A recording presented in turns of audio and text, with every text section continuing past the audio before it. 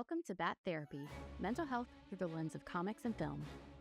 Be a fly on the wall or a bat in the cave, listening in on a friendship built out of a love for talking Batman, comics, and the everyday struggle to achieve mental health and happiness. We're your hosts, clinical psychologist Dr. Amelia Brown and educator and comic aficionado Keaton Hopkins. Don't forget to follow us on YouTube and social media and find our Patreon at patreon.com/battherapy. This podcast is about providing education and understanding and is not a replacement for mental health treatment or support. If you're needing help, go to bat-therapy.com for resources. So the psychology spotlight we're doing today, well, it's September, and we wanted to do something for Suicide Prevention Month, which is September. Absolutely. Yeah. And so, yeah, I think we came to this because there wasn't really any character that we were planning to record about right now, but then we came up with this idea of honing in on Batman because Well, yeah, and I think it still fits the no Kates because this is really referring to something that happened when he was 10 years old. This was in Tom King's run. It was the part of the DC Rebirth, and the name of it was issue 12 of his run. The compendium that it's in, what the trade was actually called I Am Suicide. So it was, I think, the follow-up to believe it was the follow-up to I Am Gotham. I can't remember if it was right after that one, but it was right after the Gotham and Gotham Girl story and leading into his relationship with Catwoman. And I mean, honestly, it's pretty powerful because one of the things I do love is when Tom King is showing they're showing Batman in action, but showing what he's thinking throughout. So it's not necessarily dialogue, but it's inner monologue. Like explaining his actions and why he does the things that he does. And I thought it was a pretty powerful moment because Batman's fighting an army of guys, and he's talking about how when he was 10, he grabbed one of his father's razor blades and put it to his wrist and was really contemplating committing suicide. Very, very powerful. We talk about Bruce a lot. We've delved into so many times, like the amount of pain that he's in, of course. And we also delve into how brilliant he is, all the different kinds of training he does, what kind of problems he has. But I feel like we don't necessarily touch on the sheer depression that he dealt with after his parents' murder, which he witnessed. He witnessed it, and he didn't have any siblings. It was just him and Alfred. And so that's got to put someone in a dark place. And this is also before he was Batman, before all of the knowledge, before all of the multi-level thinking, before the brilliance and the gadgets and all that. This is when he is simply a 10-year-old child suffering from the loss of his parents. Yeah. And I think that, so as you and I were looking into this, I ended up on some Reddit pages, and I was a little surprised. I shouldn't have been, but you and I took to this story immediately. Yeah. And I don't always take immediately to new background pieces to characters, but I love when you get to see more deeply into a personal human struggle, especially when it comes to these stoic and seemingly brave, heroic characters, and you get to see everything happening underneath. And I think for some people it was a little hard to rectify, to pull together these two versions. If I guess for some people it feels separate, but I that is why it's so important. There's such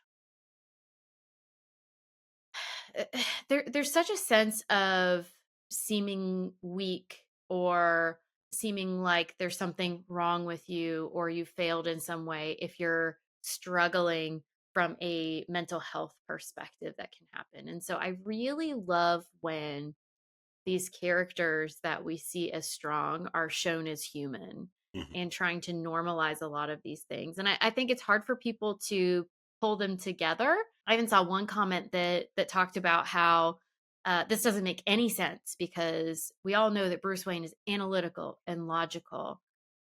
Yeah. Right. And okay, well, one, he was 10 years old. His brain is not fully developed. He doesn't have all of the mechanisms that an adult has to deal with something. Not Right. that an adult knows how to deal with something this terrible, Right. but also actually think about that. Yes, analytical. Yes, logical. And then your parents are chaotically and violently killed and murdered in front of you. A logical analytical mind actually could really struggle with that. Hmm. Right. and and just because a person has certain strengths doesn't mean that they might not necessarily they could have these sorts of struggles going on underneath. And actually a big problem you can have is there are times where people really are struggling and are exploring dying by suicide, which is actually the rephrasing a lot of people working in suicide prevention prefer. um but also actually considering dying by suicide, and people don't know. We assume that it's so obvious. We assume that it'll be so clear. And so I think that's part of why I love this Right. is you never guess looking at Batman that that's part of his story. Right. Uh, but it's such a powerful part of his story in this Yes. version. Absolutely. Absolutely. And the what I do like about it is that by the time he's telling this story, it's one of those things where you realize impact of if he had gone through with it, Yeah. where Gotham would be, how many people Yeah. would not be around because he because of that decision that was made for him to stay, right? It's one of those things that just, I think it really speaks because like you said, that analytical side sometimes is more dangerous. Like, yeah, I know whenever people think about when people think suicide, they think like a hype, almost like a hypersensory of emotions. Mm, But like you said, sometimes it's that analytical side that's dangerous, where someone's saying, oh, clearly this situation would be better off without me. These people would be mm, better off without me. Because in their head, the math makes sense. Analytically, it it makes sense. But at the same time, you know, I think it's very important that stories like this are told because yeah. I really do think it does a good job showing like, hey, there are other options. Because I mean, let's be honest, Batman's option wasn't the healthiest that he made. Yeah, It's not the it healthiest. took him down an interesting path. I will Right, agree with right. that. It's not the healthiest, but I personally believe it's certainly a way better alternative. Yeah. I think it's a way better alternative. Now, I'll be completely honest. This is something, it is personal to me. My father died by suicide. And Yeah. so, growing up with that and always wondering like why they, because I was very, very, very young when it happened. I do not remember my father. I was 14 months old. I see pictures of him. I look just like him. I hear stories about him, but I never knew him. And it's one of those things where I just grew up trying to figure out why it happened. Mm, And I had a very interesting situation too, because I was, in when it comes to certain views with religion, they view suicide as like as sin, as murder. And mm. so I had all these conflicting thoughts, when in reality this is, when this happens, it's because people are in a lot of pain, Yeah. a lot of pain. And so I really thought this story not only needed to be told, but I thought that it made sense, because it's like no one thinks about the guy that can take out the whole Justice League. Mhm. The one of the richest guys in the world. No one thinks that someone with a Batmobile. How possibly could yeah. Right. No And one thinks, but that happens all the time. it The happens all the time. people, yeah, We have huge misconceptions about what makes us happy.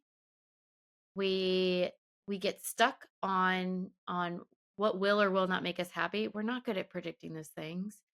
And also, we can have the things that can make us happy, but sometimes our brains just aren't they're not wired in a way to really be able to take that in. Different people have different struggles and we understand it's easier to understand a pain that you can point to it and say, "Look, here's what did it. right. Look, Here's where it here's the hurts. blood, here's the Right. bone, here's the whatever."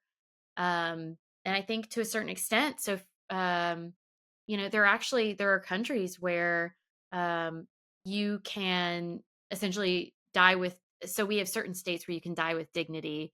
In the United States, where you have to meet certain requirements, and so you have a terminal illness, etc. Mhm. But there are places where you can essentially do something similar for chronically severe mental health conditions as well. So different countries actually have different beliefs. You were mentioning religious beliefs, different religions, different cultures. There are all these different ways of looking at things. But one of the things that I really respect about countries where there is a process where you can look at dying due to a long chronic severe mental health condition Mhm. is there's an acknowledgement that I think in our country we sometimes struggle with, that this is a very real pain even if you can't point to it. Right. Now am I someone who vehemently I'm always looking for the hope and the silver lining and the good that can come next, and like you were talking about, you never know who could have guessed Bruce Wayne was going to turn into Batman, or how do we Right. know what would happen if someone were still alive? And so I'm someone that I think would fight to the bitter end, looking for uh that better future. And at the same time, this is some really hard stuff that people are trying to fight through. Yeah. And I agree with you that there's this wonderful, I guess that's an odd word to use, but there's this really good description in the writing, like you were talking about. So Batman's fighting, and a really good description of the pain he was in. He was pain. I was Mhm. pain, he says at one point in there. And it takes something so big outside of himself to be able to make that pain something that he can move through. And yeah, you're right. It's probably not the healthiest way in the long run. Um, but it's also, I think it highlights some really important things. We need hope, we need meaning, we need purpose. Um, we need to be able to find a way to make sense out of things that make zero sense. And this was his way of doing it. And I totally agree with you that um in reading it, it made complete sense. And it's a different Batman than other Batmans. Mhm. He's more of a tortured soul in some ways. There it started with Snyder and then shifted to Tom King. And so there was this like anger and volatility to him in the Yes. beginning. Um, but what's interesting about this version is I actually believe that because of that volatility, because of the emotional pain and all of these things, this is the Batman that gets to a point where he can be with Catwoman. This Yes. is the Batman that can. And that's actually another thing that I love about this is it shows how this intense pain and this connection to the pain that you don't see with other Batmans in some ways helps him be able to get to a point where he can connect again and he Yeah. can have a relationship, which is something that wasn't really a long-standing relationship like that wasn't in the cards before. Yeah. And one of the things that I really, really like about it is it seems like the conclusion that he comes to is he realizes when he's at his lowest point, he realizes this is Gotham. a lot of people Mm, feel this way. Like it was almost like he was connection. realizing that he was not alone, which is Yes. something that I think it's important that anyone feeling this way know Yeah, that they are absolutely. not alone, because he once he realized he wasn't alone, that was his turnaround point. He was like, I'm going to help everyone that feels this way. I'm going to help Yep. everybody. It's honestly the most powerful 3 pages of Batman I've personally have read. Like, it was because it certain comics hit personal to you, right? Yeah. It's one of those things that it hits home. And I hadn't read it in such a long time, because I remember when I first read it, I was like super emotional. And then years later, we were talking about it and came back around to it. And I was like, oh shit, I forgot that happened. And I forgot I Yeah. spent like a week sitting on that, being like, damn. Uh, but it's just one of those things where, like you said, it's suicide prevention month. And I think it's very important to let people know that Yes. they are not alone. There is a there is a light at the end of the tunnel. It does get better. It does And get sometimes better. you need And other people to hold that light for you and or to spot it for you. yes. And you were talking about this connection. He he finds a bond with Gotham and realizing he's not alone in suffering, Right. and that drives him. And absolutely, that connection to people is so important. And also, I think a lot of times when there is such intense pain, it's why these are some of the people that are the most powerful helpers and the most powerful friends and family, the most caring people going into helping careers in some form or fashion to like give back. Or there's this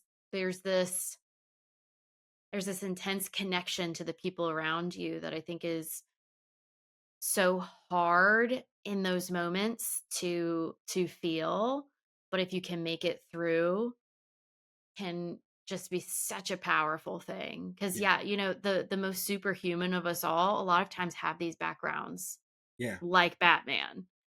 And it's also, I feel like it's important to note that, like, it's it's okay. Like, the way that you're feeling, like, it's Yeah.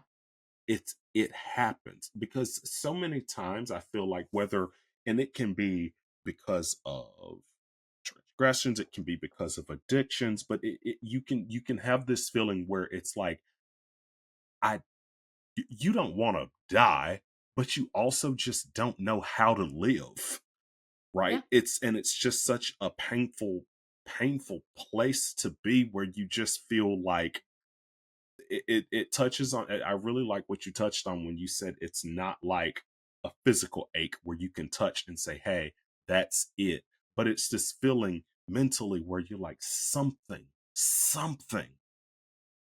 is broken. It's like Yeah.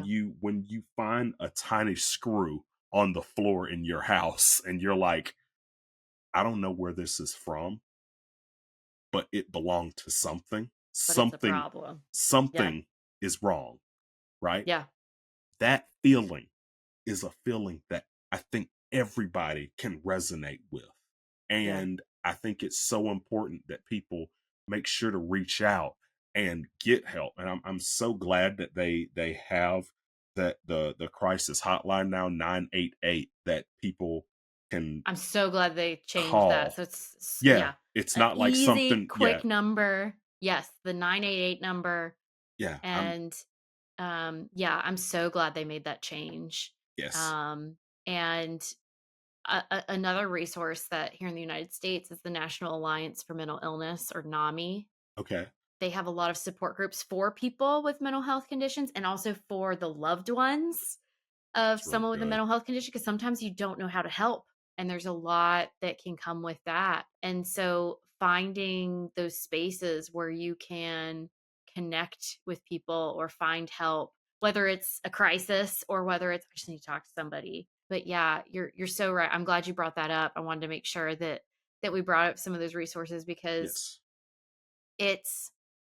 it's, sometimes you have the people in your life, and hopefully what we're recording now, what you're listening to, can encourage you to reach out to those people, even if it feels impossible to do. Yeah. And sometimes you might not have a person that you can share with, whether just the people in your life you can't find a way to help them understand, or maybe you just don't have anyone there right Right. now. And that's what these resources are there for these reasons, to help someone through the moments. Because also, feelings ebb and flow, and when they're really intense, it can Yeah. feel like they're never ending, but that's the nature of things. Things go up, they go down. Right. And so a lot of helping people with thoughts of suicide, even a plan for suicide, or an urge, or what they call it, or an intent to die by suicide, keeping in mind that these things can be fleeting. And so a lot of it is helping someone through the moment. Because if we can get you through that moment, then there's a lot more that can be done. But that really intense peak can be really tricky. And so that's what these resources are for.